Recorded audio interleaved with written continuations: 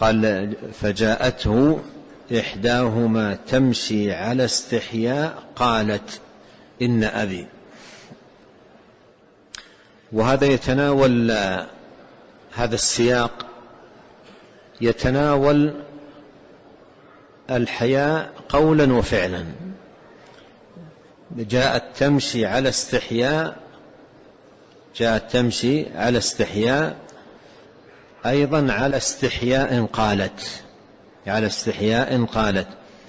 فكان الحياء في قولها وفعلها، في مشيتها فيها حياء، وقولها أيضا فيه حياء، لأن أحيانا القول يكون منافيا للحياء، وأحيانا يكون الفعل منافيا للحياء. وهذه جاءته على حياء في فعلها مشيها، وأيضا قولها وكلامها ومخاطبتها له.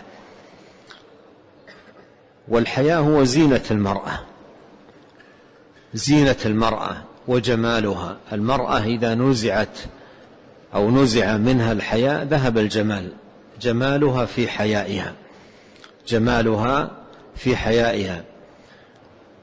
وحياؤها كلما قوي فيها دفعها إلى خيرات عظيمة وفضائل كريمة، وحال بينها وبين الشرور ورذائل عظيمة.